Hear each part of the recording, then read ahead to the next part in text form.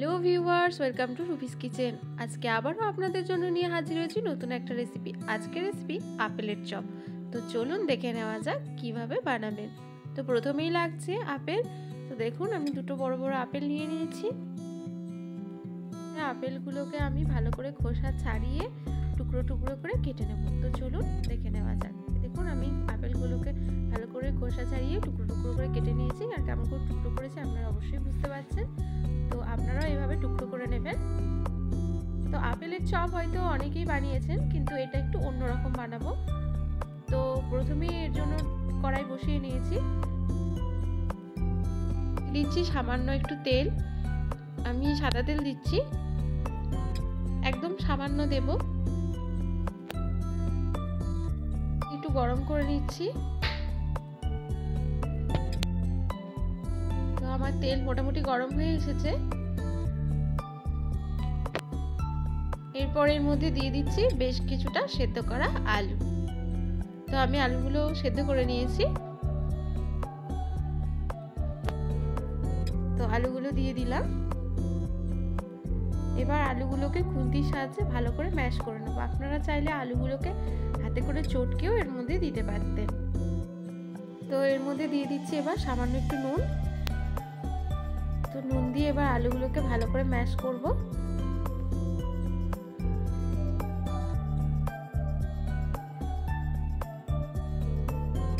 তো দেখো আলুগুলো ম্যাশ করার পর এর মধ্যে দিয়ে দিচ্ছি বেশ কিছুটা ভাজা মশলা।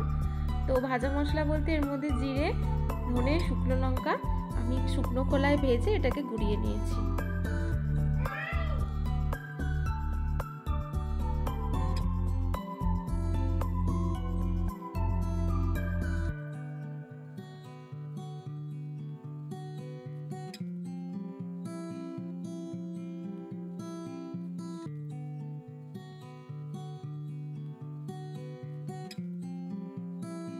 তো এটা একটু মিশিয়ে দেওয়ার পর এর মধ্যে দিয়ে দিচ্ছি বেশ কিছুটা পরিমাণে কিশমিশ।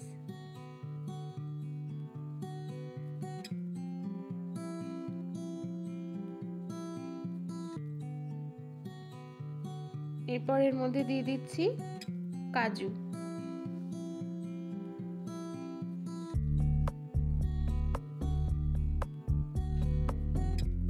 এর মধ্যে কাজু কিশমিশ দিলে এটা খেতে খুবই ভালো হয়, তাই দিলাম।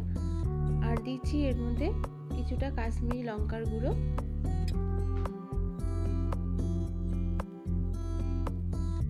আর এটা একটু মিষ্টি মিষ্টি ঝাল ঝাল করার জন্য এর মধ্যে দিয়ে দিচ্ছি একটু শুকনো লঙ্কার গুঁড়ো আর দেব চাট মশলা। তো চাট মশলা দিয়ে দিয়েছি বেশ কিছুটা। তো চলুন এরপর এই সব উপকরণগুলো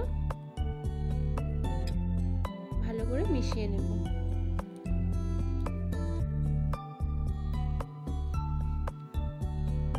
তো সব ভালো করে মেশানো হয়ে গেছে। এরপর লাস্ট উপকরণ আমরা দেব এর মধ্যে বেশ কিছুটা চিনি।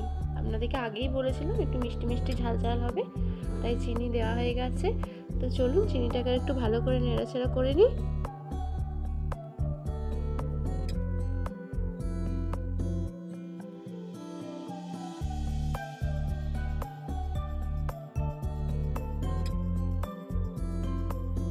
বেশ কিছুক্ষণ নাড়াচাড়া করার পর একদম তৈরি হয়ে গেছে আমাদের পুরটা।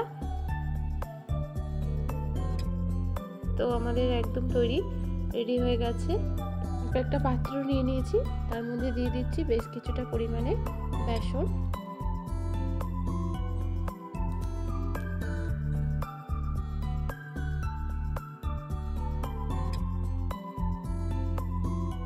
মধ্যে দিয়ে দিচ্ছি সামান্য পরিমাণে চিনি আর দিচ্ছি সামান্য নুন।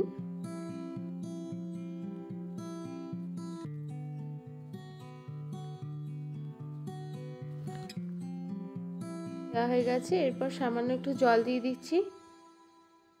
তো জল দিয়ে দিলাম। এরপর ব্যাটারটাকে ভালো করে আমরা গুলে নিচ্ছি। তো চলুন কিছুক্ষণ সময় দিয়ে গুলে নিই।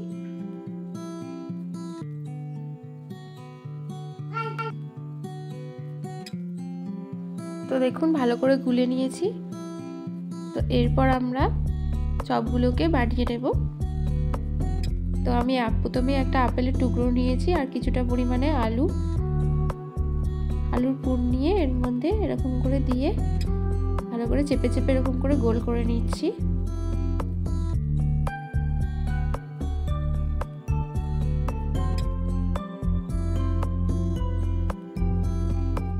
তো ভালো করে হাতের সাহায্যে এটাকে গোল করে নিয়েছি। দেখুন হাতের সাহায্যে এরকম করে গোল করে নেবেন।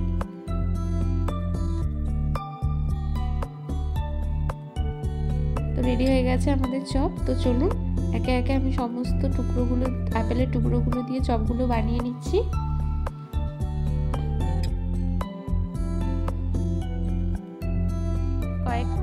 আমি বেশ কয়েকটা চপ করে নিয়েছি। এরপর এটাকে আমি বেসনের গোলার মধ্যে চুবিয়ে দেব। তো বেসনের গোলার মধ্যে ডুবিয়ে নিচ্ছি। তো ব্যাটারটাকে একটু মোটা করেই গুলেছি। এরপর এর মধ্যে দেখুন এটা হচ্ছে মুড়ির গুঁড়ো। এটা হচ্ছে একটা নতুন উপকরণ। এটা লেরুয়া গুঁড়ো নয়, এটা হচ্ছে মুড়ির গুঁড়ো। তো মুড়ির গুঁড়ো আমাদের শরীরের জন্য খুব ভালো, এতে কোনো ক্ষতিকর হয় না, তাই জন্য আমরা মুড়ির গুঁড়ো করেছি। মুড়ির গুঁড়োর মধ্যে ভালো করে চপটাকে আমরা মাখিয়ে নিচ্ছি। দেখুন ঠিক এইভাবে।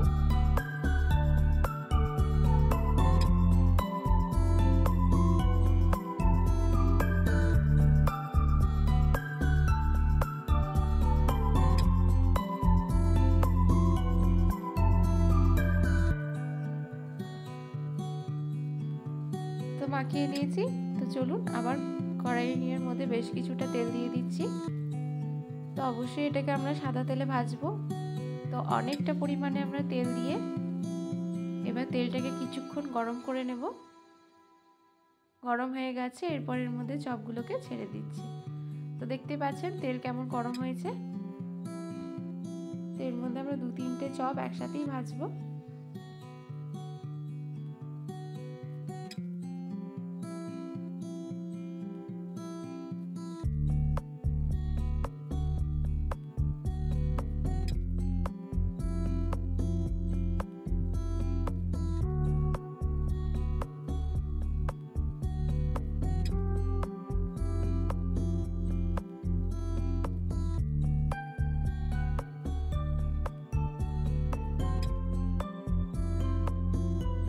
কিছুক্ষণ পর একদম লাল লাল করে আমরা ভেজে নিচ্ছি।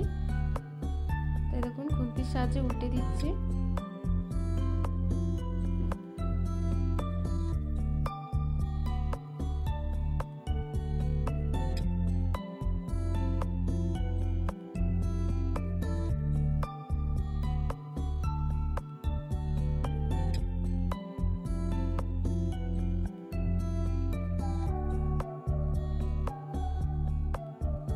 এরকম ডুবো তেলে ভাজবেন, তাহলে আপেলটা অবশ্যই সেদ্ধ হয়ে যাবে। তো চপ আমাদের ভাজা হয়ে গেছে। তো একদম রেডি, আমরা তুলে নিচ্ছি। দেখতেই পাচ্ছেন। তো অবশ্যই আপনারা বাড়িতে এটা ট্রাই করে দেখবেন। আপেলের চপ খেতে খুবই সুস্বাদু হয়। তো আপনারা সসের সাথে পরিবেশন করতে পারেন।